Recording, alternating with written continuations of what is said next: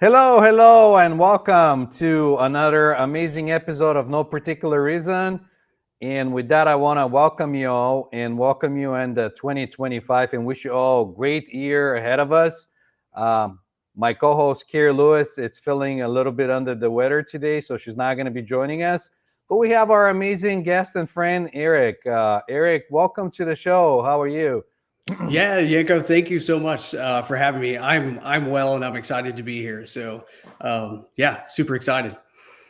We're gonna have a wonderful show. How's your how are you vibing with 2025 so far?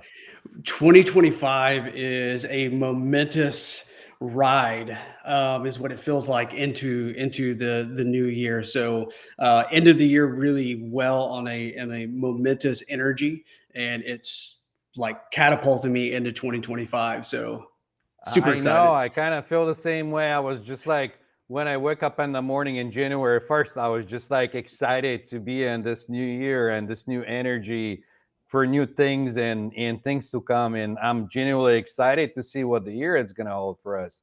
Likewise, likewise. Yeah. So why don't you go ahead and tell our guests what do you specialize in? What do you specialize in? And what do you do? So that Yeah. they can get a better feel of like what do you have to offer and all. Yeah, for sure. No, I appreciate it. So my professional background is in nursing, and that led me on a journey of self-discovery. And I was that burned out nurse. Long story short, things began to shift. I began to see the world through the internal self instead of everything being external. And so that led me on this transformational journey. So with that, I am an alignment practitioner and transformation guide. So I focus on alignment specifically through human design. Human design came in at kind of a pivotal point in my life to showcase how can I continue to fine tune who I am. And we're all born with a blueprint of who we are and how we're supposed to interact in the world. And before this, my focus was always on balance. Like, how do we balance things? And then it took it one step further and said, well, Right. we can't be balanced if we're misaligned. And so the alignment is profoundly important. So that's it's coaching through human design and transformation guide with the human design, as well as I help organizations align to their purpose through and with their people. Wonderful. Yeah, I've been meeting more and more people that are using human design in their practices, and it seems like it's a wonderful tool to be used in self discovery and evolving or expanding your consciousness or your present state of being or finding the balance like you describe it. Do you want to share a little more? What is that involving for the people that are not like really familiar with what human design is? Yes. Oh, now we're digging into this. I All appreciate it. I right. I appreciate it. can see the genuine Yeah. excitement about it. Yeah, I'm my body language, I'm leaning in, like everything is, yeah, it's exciting. So human design, there are four types. There are manifestors, generators, reflectors, and projectors, and no particular order. And everyone is different from not just that type, but it goes into a cascade of different elements within that. But what it means is, what was the energy in the universe and the atmosphere? How is it aligned at your birth? Because that is the energy that is transferred to you. But also in the creation of your soul, your spirit, your essence. That was a different set of energy. So, how do these two energy forces work together? And so, for example, I'm a generator. My job is to elevate energy in the world. And likewise, if I misalign, I'm going to decrease the energy in the world. I can walk into a space, and based on my energy, I can affect everyone around me. And that is amazing in itself. The part that got me in the beginning, and this is the part that I love sharing with people because it's very easy but it's profound at the same time.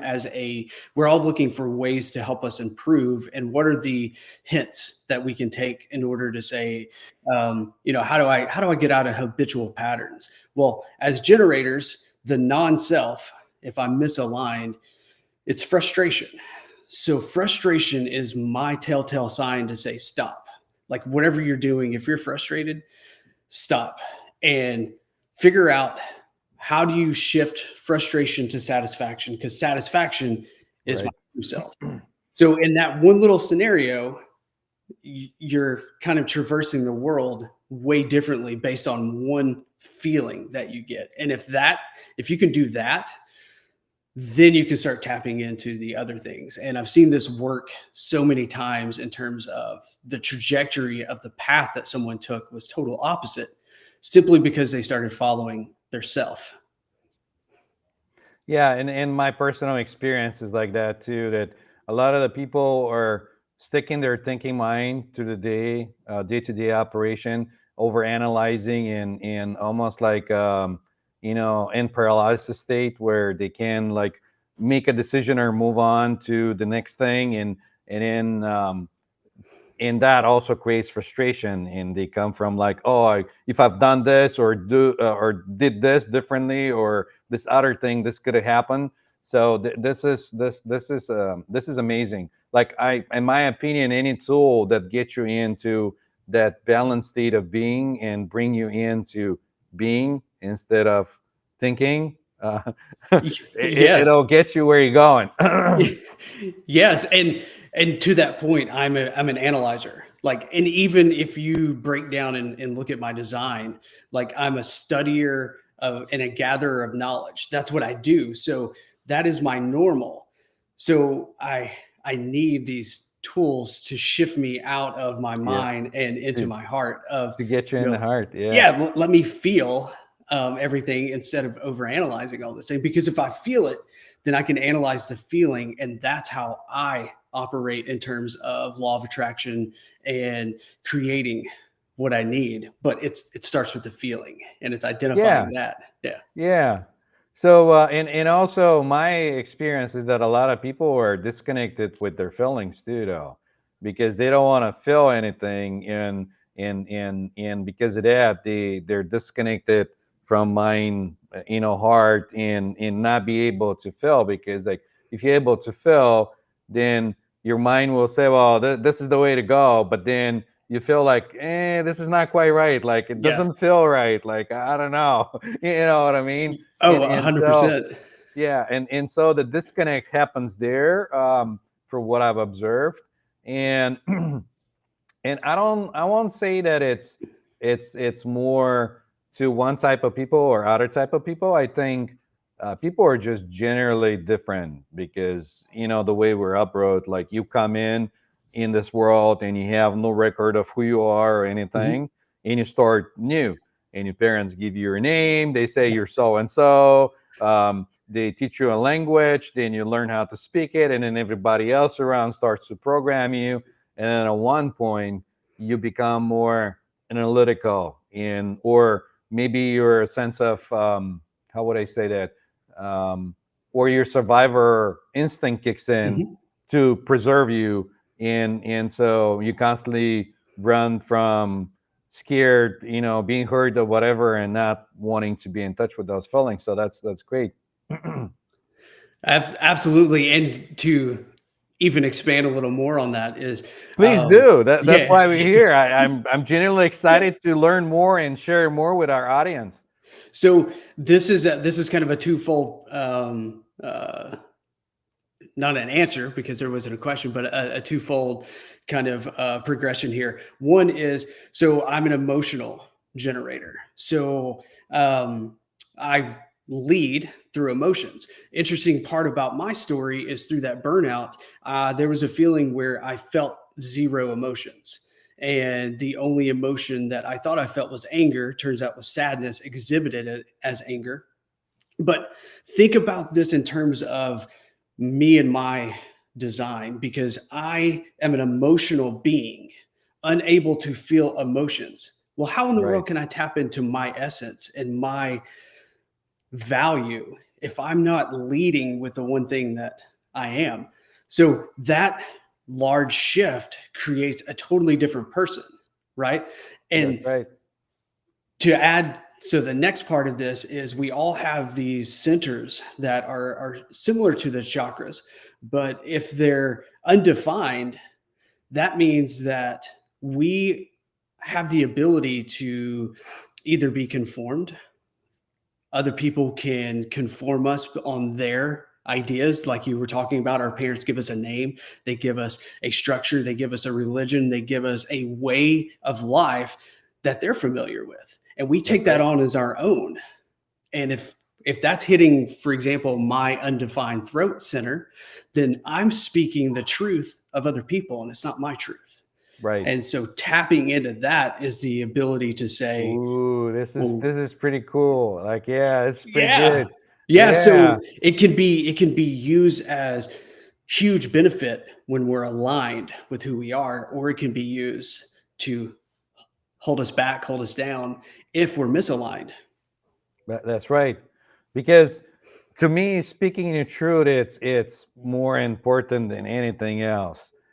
Because being your authentic self that you're supposed to be, it's why you're here. Because like we're not supposed to be all equal and the same and have the same understanding, and then life will be just like colorless. There will be like nothing to it. There will be Mhm. no aliveness. There won't be no sparkle or anything. Right. So It'll be boring, that boring. yes, yeah. So that was kind of a aha moment that came to me through my own practices and things that I was going to like that.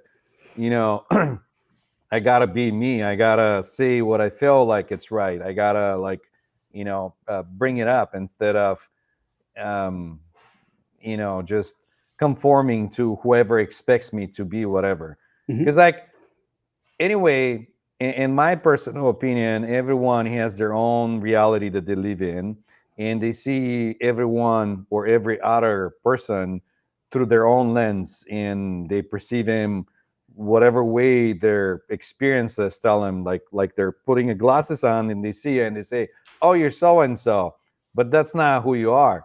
Yeah. So if you get past that understanding that you're not a one thing. You're constantly thinking, changing, and evolving, and you're doing like what you do or what you think does not define you. Mhm. Because like if I'm driving the car, does that make me a chauffeur or driver? Or if I'm cooking food, like in 5 minutes I might be prepping a meal. Like, am I a cook then, or you know Right. what I mean? Like now we're doing the show. Am I a showman then, or what's going on? Like I can't conform myself to one thing. What do you think about that? I love that because we tend to put titles and labels on things, and once we do, it confines us to that one aspect. And to your point, we're a Right. multi-dimensional, like multi-task, multi-facet creature, right? And Mm, what's coming to mind is Lao Tzu, who said that which can be named is no longer the Tao. Like right. it's once you give it a name, you take away its power. So I love it. when Yes. I am Eric, when you are Yanko, Right. like in everything that you do, that's who you are. You're just doing different tidbits. Like Right. you're preparing a meal with the energy of you. Right. Doesn't have to be a cook, doesn't it? It can be if that brings joy and that's part of who you are and that's what you want, but it doesn't have to be. Right. And circle back is that not that I constrain myself to those particular things, but other people might see one that way and say, "Oh, he's so and so," or "Oh, he's a great speaker," or "Oh," and then just kind of like constrain that one being instead, because that being it's multidimensional. Um, Right. because if we go even like a step further, which might be shocking for some people, that time and space do not exist. We as humans perceive time and space to make sense for us to be able to live in some kind of world that there's some kind of organization or peace of Mhm. mind. Otherwise, you can, if you say you understand what now is, would you say that now it's now, like we're in the now? Right. You It's a yeah, can you step into the past from the now? And so can you step into the future from the now? And so pretty much everything is the now. Like that's all we have. yeah. Nothing really changes, but the mind and everything give us that illusion of like time being past, because we're seeing it as like little parts of time, Yeah. and then from there we create reality, which is beautiful. Absolutely. And a lot of times we may not like our current reality. And Hmm. if we're trying to Hmm. create a new future, I'm going to put that because it's Hmm. not the current reality. We're like, why is this here? Well, it was our past self that created the current reality. So if you Hmm. want something different, you have to realize Hmm. now that we say is now is a Hmm. gift from our previous self. And in order for us to gift our future self with something, we have to shift what we're viewing and understand that now our reality is going to shift as we shift. Oh, And I love it. and That is it's like a so. progression, right? Yes, yes. And that's so online of the way I see things or understand things, is that, you know, um, you bring your past from the past into the now. And then based on bringing this package all the time with you, Yeah. you can just drop the baggage Yeah. and you don't need Yeah. to keep bringing it up. Yeah. Or say like, I don't need this, like drop it. You're in the now, Right. like you don't need to bring it. Or even like toss it in the front of you and say, all right, I'm just gonna keep like bringing it from the past and projecting it to the future, Hmm. which I really love. This is amazing. Yeah. Um, so you started to talk about the human design and the type you are. Can you throw a little more of the other types so people Yeah. get better understanding?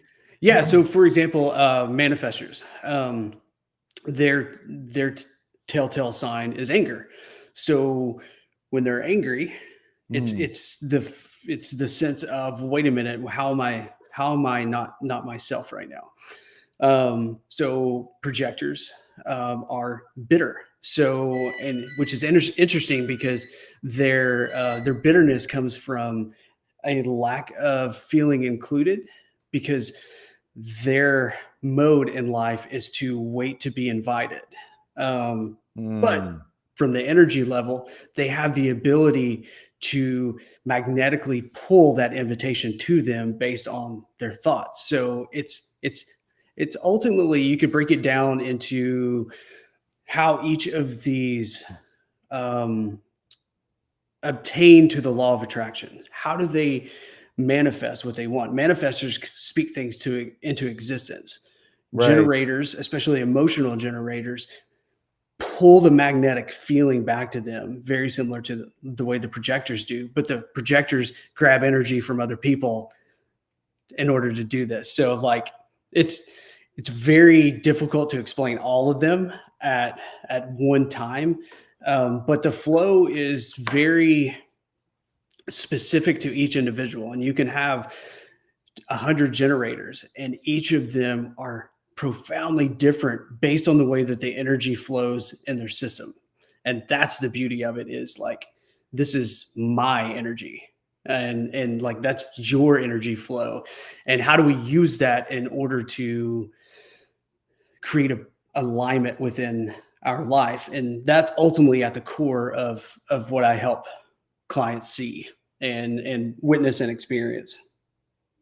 So I got a question.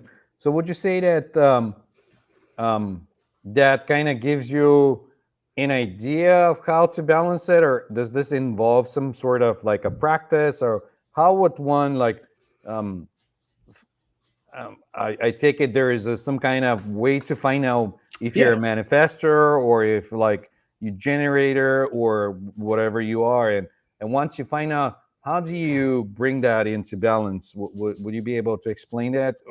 Like how, Yeah. what does that involve?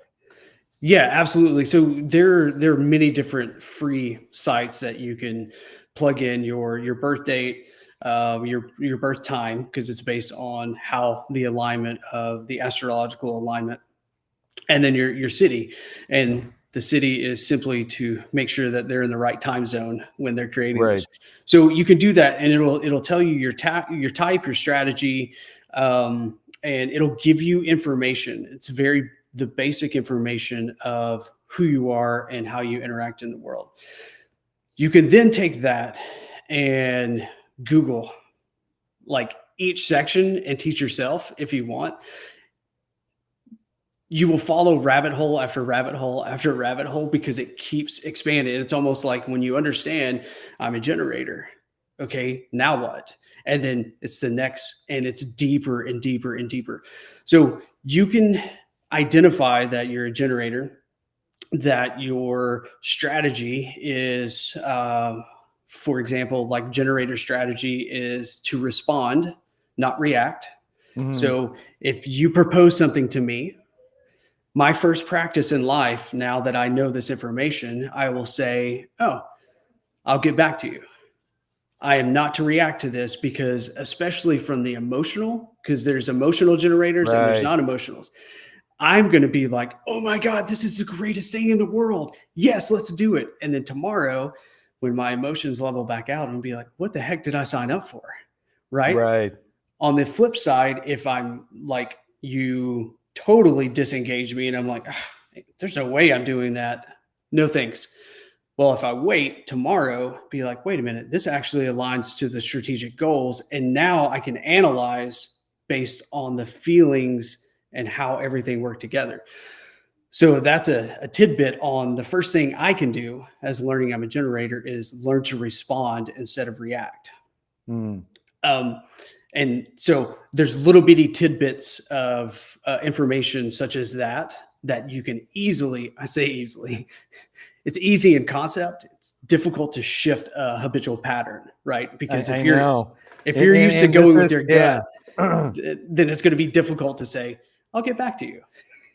But once you do it, you feel like you've gained your power back. And you're like, wait a minute, I I didn't let go of my power so easily. And now I still have choice. I still have power. This And is so good. I was just gonna say that a lot of the people, well, not a lot, maybe this is my own lens, but some people feel powerless, mhm, and so to be able to have that kind of tool give them that sense of power because now they're in charge. Now they're taking the decisions. mhm, Now they're not longer going in the flow or just like being bumped from the one side to the other side, which on the other end it's not a bad thing, again, to my experience, because that'll bring us back to the wu way of like doing without doing, which is the yep. other side. Oh, But to yeah. get to that side, you gotta move from the one side and shift your Mhm, thinking, mind, and everything. So this is so good that allows people to take it to the next level. And I want to make a side comment for our viewers or listeners that will watch the replay, that in my experience, when you're in emotion, then all logic gets out of the window. Like mhm, emotion always override logic. So it's a good thing to have this sort of instrument in your toolbox to be able to kind of step back and not run when you're emotional or react based on your emotion in the moment, mhm. because that overrides the logic and leaves you no choice of being able to do that heart mind coherence or balance. Absolutely. Absolutely. 100% agree with that. And yeah, I have nothing to add to that. That's perfect. And ultimately, actually, I do have something to add to that. So the power loss is huge because a lot of times Mm, that's conformed into us, right? yes. It's not Yeah. us. We Right. we have this energy that flows through us, and even if we're non-generators, we get the energy of the outside world that flows through us, and there's a particular pattern that it flows. Well, that's our power, and like we're all here to do something great Mm, and according to what we're our plan, our outline, and the things that we have control over. Sometimes we feel mm, powerless because we're putting attempting to put power in something that is out of our control. Well, what can you control? And that Right. things that I can control is I can close my eyes and I can go within every single time. Like I Wonderful. control I me. love that. Yeah, I love that. That I understand the thing the same way you are, um, because at the beginning, or let's say a couple of years back, before I started to work on myself and work with people, that I had that illusion that I can control things, which I can't. Right. And that's an illusion to extend, because everything outside you can control. All you can do is control yourself. um, but funny thing happens when you do that. When you change yourself and flip inside, then the mirror effect happens and everything changes outside. Would you Yes. say the same, or what is your experience? Yes. My first introduction to that is the if you don't like the way you're looking at things, change the way you look at them, and the things you look at will change. And ultimately, that is shifting your interpretation of what you're seeing, and all of a sudden, that mirror effect happens, and then it shifts Mm, 100% because it's almost like you're seeing the world through a different lens. And mm, for example, the beginning of my journey began with my wife grabbing me before I went to work one night, gave me a hug and said, "Hey, tonight look for something good because it's there." And what she did was say, "You've been seeing the world through opposition and through a victimization mentality of it's out to get you, but there's goodness there. Find it because it's there. You just have to look for it." And when you do that, all of a sudden you're like, "There's another side to this mirror."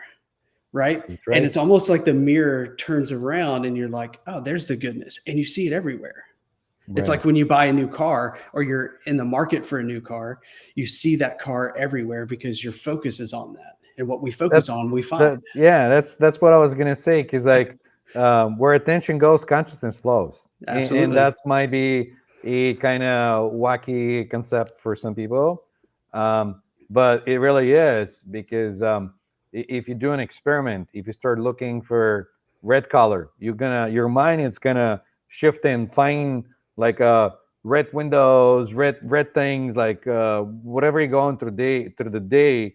Yeah. Your consciousness will bring it up, and you'll be like, oh, like you start recognizing it. Yeah. Versus like, if you're looking for something negative, or if you're in that mindset that nothing really good happens to you, and the world Hmm. it's there to get you, and every little moment or situation that reminds you of that, that'll be a reminder. You're just gonna be like there, Hmm. and it'll keep reinforcing itself, telling you, see, like it happens. Yeah. There's just Yeah. bad people out there. You know what I mean? Yeah. Versus shifting and looking for the positive things in life. Hmm. Um, and is there a particular? I'm going to tell you what I think is my experience, but I want to find your feedback on it. Is Yeah. there a particular way how you can shift yourself through human design? Like say, maybe not through all the categories, but like you can speak of yourself if you like. Yeah. Like I said, the quickest way is understanding the self versus not self. So frustration, not self; satisfaction, self. For generator to keep with me as an example, that's first and foremost because that is huge because automatically that shifts you out of seeing. If I'm becoming frustrated, I'm looking at the world in a way that I don't need to be looking at it. So how do I shift that? And that's bam, number one, right? Number two is how do we interact with the world based on our strategy? So, me being an emotional generator, like, am I feeling this, identifying the feeling, and am I letting this feeling calm before I make a decision? So, those are two profound things that I can do that simply by doing that creates a foundation for me to create new habitual patterns to say in every situation this is what I'm going to do. And once that foundation is built, now I can stand on it. Now I can start diving deeper into Mm, because now this is my habitual pattern. I'm out of the reactive fight or flight. Now I'm into the controlled power of using my emotions for the wellness of me, right? That's right. So um, I was marinating on that because like everyone has a different strategies to like shift the Mhm. imbalance, and I think ultimately that's why we're here to experience life and to be able to find balance Mhm. within the chaos. So lately I've been thinking about like gratitude, because that gratitude, it's the wonderful tool to be used with Yes. people where you're like grateful, because like your mind, it's designed, and I won't say that this is 100%. This is my own experience, that the mind is designed to look for the bad in the world, to keep you safe from our surviving instinct, through evolving through millenniums and millenniums to get to where we are. So I think through my own experience that it's how I operate. Oh, I operate it. And so gratitude kind of give me a way to be able to shift that focus, instead of Mhm. surviving and looking for the bad, to be able to see the good, and build those pathways in the mind, and be able to be more positive, and say, oh, look, this positive thing happened to me today. I had an amazing coffee with a friend. I had this and that, and that just shifts me out of that. Absolutely. And from a physiological standpoint, when we are in fight or flight, when we Mm, are in survival mode, we have cortisol being released that is giving us creating the internal cocktail of what we need to right. outrun something, Right. outhide something, outweight something, right? It's giving us more strength, more endurance, more speed, and it's taking energy away from all the vital aspects of our life of how we can be in control. And what I mean by that is when you bring gratitude in, it is impossible to live in a state of gratitude while being in survival mode. Right. So gratitude automatically shifts you out of that into, oh, this is who I am. I'm not being chased by a tiger. I'm not going to have to, hide and freeze or whatever the case may be. I can release this fear and I can be grateful for, like you said, I had coffee with someone today. I hadn't seen them in a while and the conversation was amazing. I'm here on this show That's right right. now. Yeah. Like that gratitude is the other cool thing about gratitude is it has a future signature. So if we don't feel that anything happened today to be grateful for, because sometimes we are that far into our I'll call it a negative feedback loop that we're like, I didn't even see anything that was grateful. No, no, I know, and I hate to interrupt you there, but like Go when for you're it. in the hole, you can't see outside the hole. That's Right. usually how it Right. is. So if you're in that hole, close your eyes and imagine what you want and start to feel gratitude for that.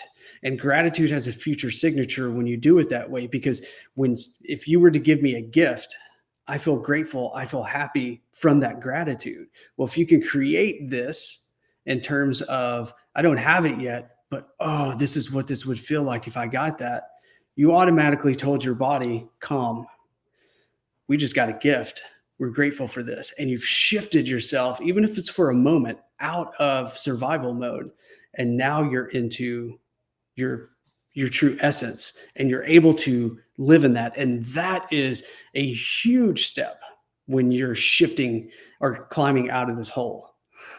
And I can see it when I work with my clients, when I do hypnosis, because the mind, body, spirit, it's all connected. Mhm. So I usually do a little exercises with people to show them that they can imagine something that it's not there. Like I do a lemon exercise.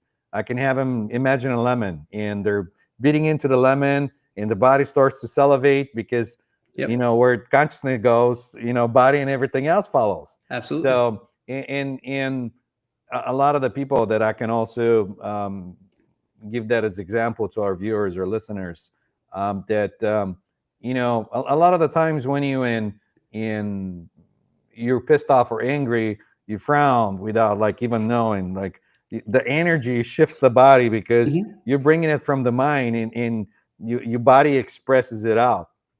And and it's also, if you're one of those people that likes to observe your surrounding, you might be able to tell how somebody is by just looking at their body expression. Like, Yeah. are they stiff? Are they Yeah. like oh, heart angry or whatever? Are they like just relaxed and moving into flow or whatever? And in my experience is that when you see that kind of people that are moving, they tend to spook other people because they're so in flow that nobody else noticed that they're around. They're just Yeah. like almost like flowing through space. Yeah. Yeah. They're being water and flowing where they need to flow. Right. So I want to shift back to something you were speaking of earlier, which I found fascinating and interesting. You're speaking of energy. Would you say that like our bodies are like antennas, and like and to one point I would say that our emotions are not our emotions. They're just expression of whatever our consciousness does, and in the body embeds it. But would you say that our bodies are also antennas that or in flow and shifting energy that comes through, like say you're moving to one place, and in an example I can give is just like a radio station. You have the Mhm. antenna that projects the signals, and then you tune your radio and you get to the frequency or the radio station you want to listen to. Mhm. Would you elaborate a little bit? Yeah. Because Yeah. you were talking about like, oh, you're wasting energy if you're in anger and this, and like how is that? um and I know what I'm gonna say, but I want to see your like what are you gonna say about that? Yeah, for sure. So I see emotions as energy in motion. Mm, So our emotions carry us in the direction that we want to go. So I will start there.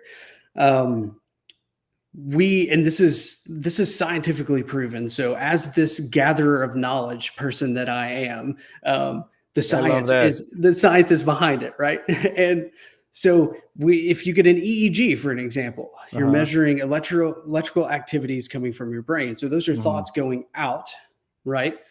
And to your point, our radio station then becomes our emotional sense turning on this magnetic field that is pulling that frequency back to us.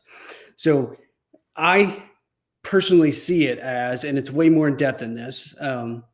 We have the pineal gland kind of running Mm, this whole gamut, but our thoughts put out what we want, and the feelings or the emotions bring it back to us.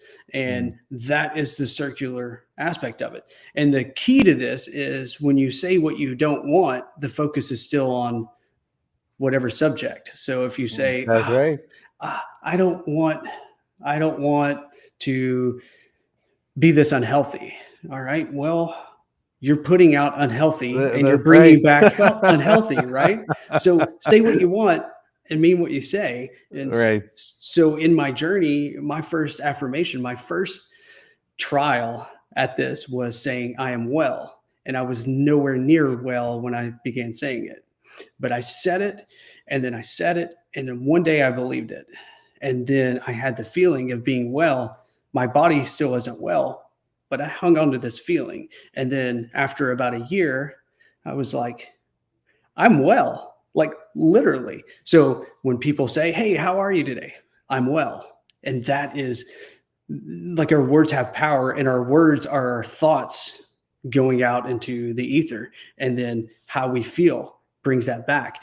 To add one more point to that, I think our feelings are direct representation of our interpretation of the thoughts and senses that come in. So again, I was seeing the world through victimization and obstacles going to work. That's how I viewed everything that came in. Oh, this is bad. This is harmful. But when I started seeing good, this is opportunity. This is a chance. This is possibility. And that I felt myself lean in there. That creates a different level of excitement. And we're tapping back into our toddler self of curiosity and exploration. And that's a different side of it that offers life to us instead of continuing to drive us into this cage that we've kind of created for ourselves. That's right. And it's a real cage because like we constrain ourselves based on our beliefs and say, and I think that's ultimately is because once you make up your mind about something, you stop exploring because you found the answer. You think you Absolutely. found the answer. Yeah. And so, but the reality of the thing is that when you go in life, even so you're taking the same path or the same journey, or you're taking the same road to work or whatever, everything is different every time. It's Hmm. not the same, but the Hmm. mind thing is the same. So the mind doesn't like look for anything new or anything exciting. It's just like, okay, go, go, go. Let's get to here to Yeah. there, and Yeah. call it a day. And ultimately, I think that's most of the stuff that happens when you or when one constrain itself and say, all right, I think I know the answer. So Mhm. now I'm finding myself more and more nowadays that I say, maybe yes, maybe no, I don't know, how would I know?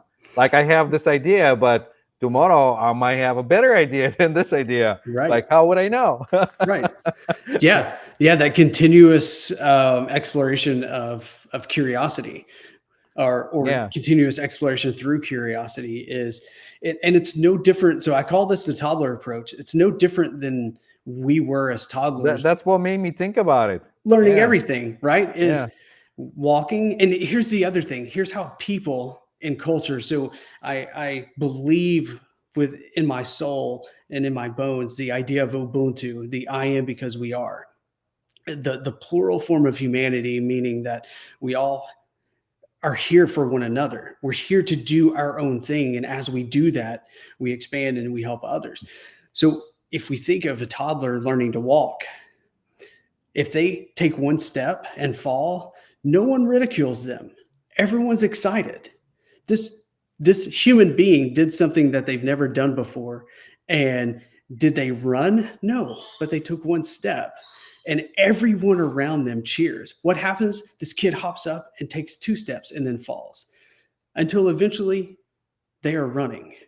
And that progression all of a sudden changes sometime in our life to where it's like we're scared to take chances. We're scared to try new things. But what would happen if we gave ourselves permission to be curious enough to try something new, take a new step in something, and we had the support of our community saying, dude, you tried and you fell. I'm excited to see the progression as you keep going. Because if that kid takes a step, falls, and no longer tries, they're never going to walk. right. And like, how do we take that into a larger, how do we scale that? Right. And that shifts into a larger discussion, maybe. But No, no, I I love it. know. And I was gonna bring a side thing that you're always gonna have different people that might not be excited as you are, or some other people. But again, they're seeing the world through their own lens. That doesn't make them bad or less evolved, or there hasn't there doesn't have to be a label. What I'm trying to say about Mhm. like this whole process, because. Um, in the end, you have to have that difference, the duality, to be able to see, Yep. because you can't know what good is if you don't have bad. You can't know what light is if you don't have dark. You Mhm. have to have the separation or the background to be able to say, oh, I know. Because if everybody tells you like, oh, this is amazing and everything, at one point you'd be like, I don't think it's amazing because everybody's saying it. How would Right. I know it's Right. amazing? Right. Right. Valid point. Valid point. Yeah, Yeah.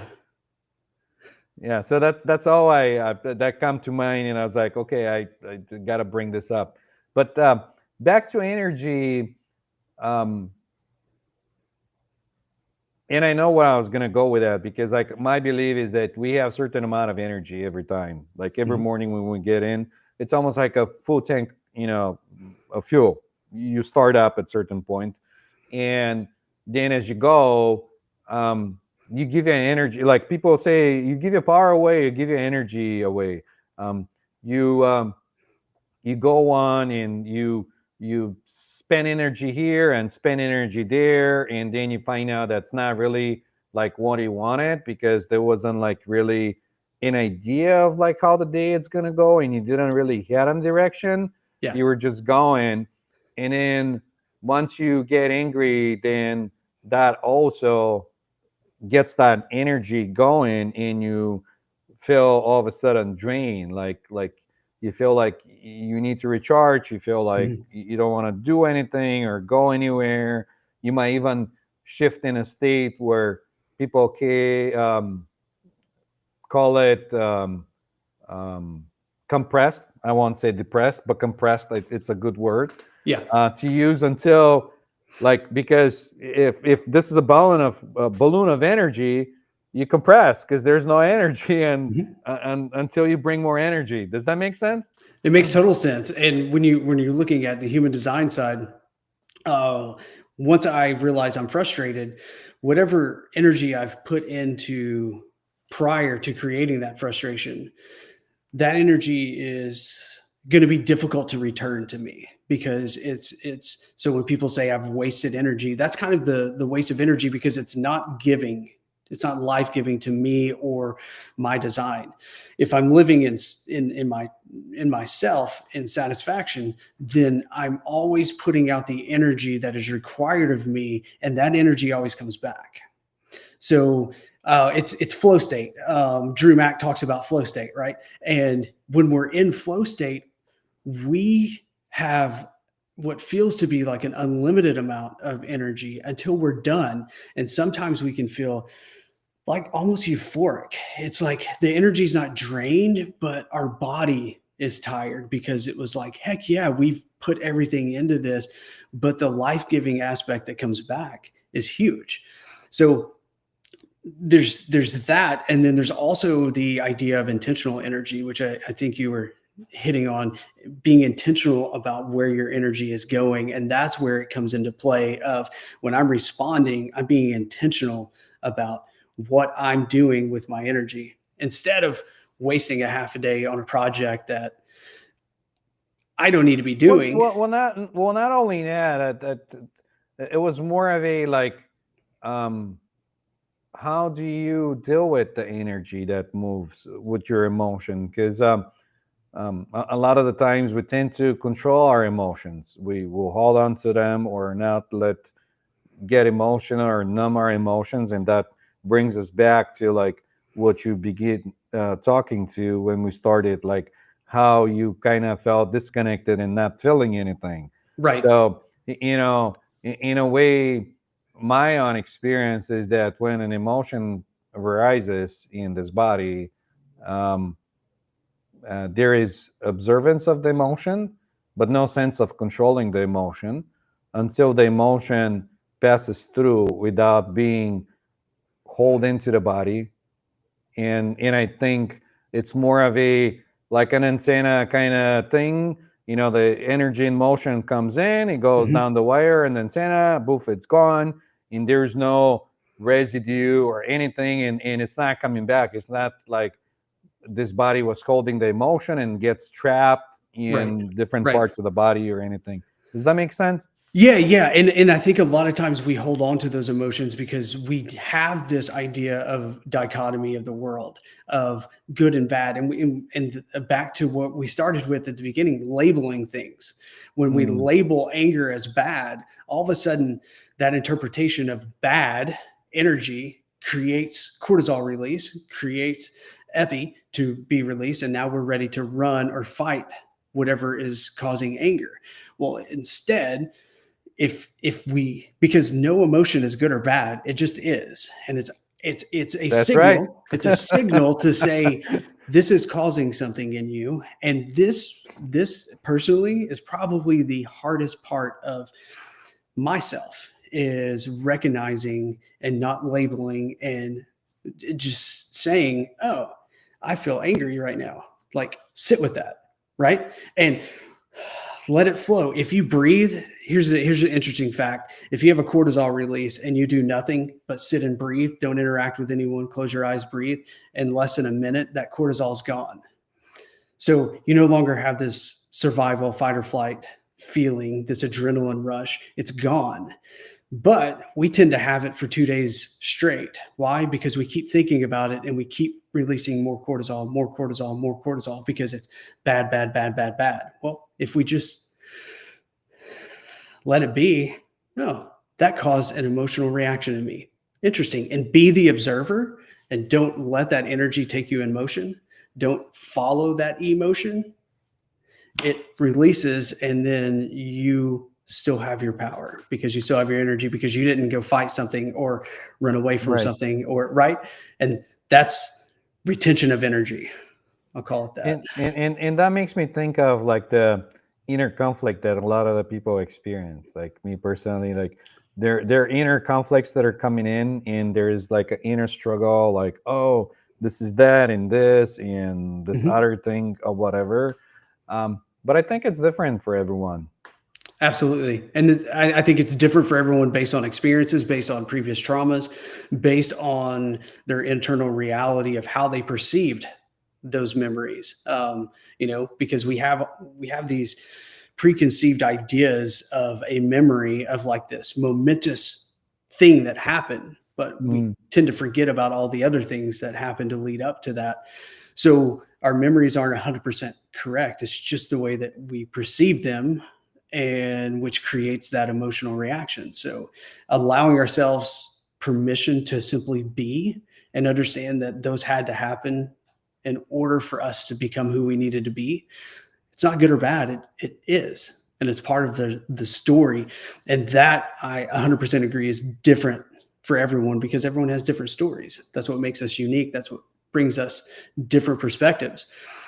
But it's also the aspects that help us learn and grow. And it's the curriculum that we signed up for when we came here to say, I need to learn self-reliance, or I need to learn like emotion control, right? Or management, emotional management. And okay, are you sure? Because here you go. You're going to get to there you practice and go. practice Knock and yourself practice. up. Exactly. You ask for it. And then one day I you're going to know. get it.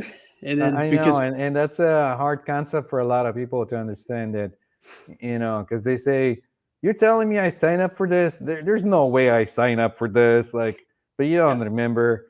yeah. And I see that a lot when I take people to past lives or lives between lives with hypnosis, Mhm. and they have that like aha moment, because like they see the same pattern in the previous life, in the life before, in the life before, and they go like, oh, now I see why this is happening now. Yeah. Like there is like, but before that, there's like, oh, um, you telling me I sign up for this? No way. Like I must be crazy, or something's wrong with me, or that can't be right. Yeah. And yeah.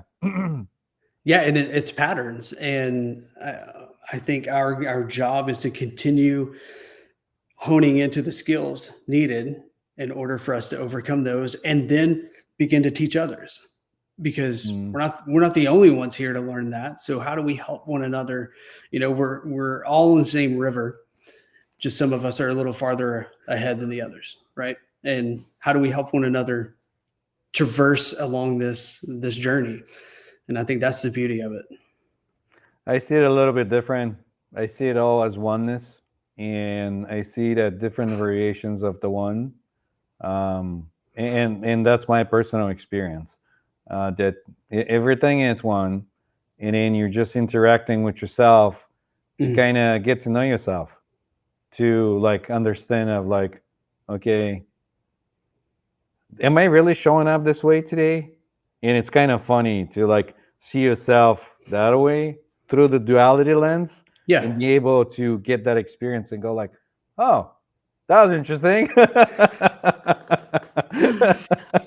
I I love that. I love the way you painted that picture. Wow, that wasn't like anything I tried to like, come up with. It just is Yeah. genuinely how it is. Um, and, and, and, and this is how I understand it now, because before it was a concept in my mind, like reading through yogic materials and other things when they say, oh, we're all one and this and that. I'm like, there's no way this guy, it's me. There's no freaking way, Yeah. you know? But once you have the experience of the oneness, and you know beyond the mind that everything it's oneness, Mhm. then everything else comes to that illusion that they're talking about, like, oh, we're living in this illusion where, like, there's the separation and this and that, but like you can't see through it unless you have the experience. Right. And but to get the experience, it's not, it's not something conceptual in your mind. You actually have to have the experience Right. to be able to understand the experience. And that always makes me think of this, a story of like some old guy went to the doctor's office and say, hey doctor, I'm sick, this and that. And the doctor said, all right, here's the prescription, go fill it up and you'll be okay in no time. And then the guy, the old dude, goes back to the doctor's office 3 or 4 days later, saying, hey doc, like I'm still not feeling well, what's going on? And the doctor tells him, well, what happened? And he says, well, I got the prescription and I've been reading it every day, and nothing changes. And the doctor tells him, well, you have to fill the prescription, take the action, not just read the freaking thing, Yeah. get to the next step. Yeah. And in that whole thing, it's like that story, it keeps coming in my mind that you got to get the experience, not just mentally, like mental gymnastics, to understand and get it, and then it'll be different, and it'll just be like totally different experience. Yep. I call this the bicycle paradox because if you have never ridden a bicycle and you watch someone ride a bicycle, you're like, I know how to do that because conceptually you know how to do that. You know Mhm. how you can see how it works. But Right. the moment you hop on that bicycle, you're going to quickly learn you have no idea how to actually ride this bicycle until you ride it, and then eventually it becomes part of nature, like your human nature. And Joe Dispenza says it this way, very simple: is you must go from thinking to doing to being, and it's That's in right. the doing that you can become the being. And that, I think, illustrates 100% of what you said. That is beautifully stated in terms of conceptualizing things and then us physically doing it in order to gain an understanding. So thank you for sharing that. Oh, wonderful, thank you. Am I going to use the bicycle, the bike example going forward? That's Oh, a great example too. yeah, I love it. yeah. Please use it. So, Please use it. so as we come to an hour and to the end of our show, what was the one thing you want to leave our audience with? Oh, know that you have the power to be who you are in any moment of any time. And when you are operating in true alignment, like you are a gift to and for humanity. So tap into that and uh, be you. And that's what I would leave you with is simply and profoundly be you and let the world relish in you. I love it. Wonderful. Well, I want to thank you all for sticking with us, being in the show, or for the people that watch us on the replay. Please, get in touch with us if you have any questions. Get in touch with Eric. We're gonna have his info on the description on most of the videos that are going in the social media, my social media, or Kerri's social media. Get in touch, ask questions, and we're grateful for your being and presence and your follows, likes, and comments. So thank you, and we'll see you next time.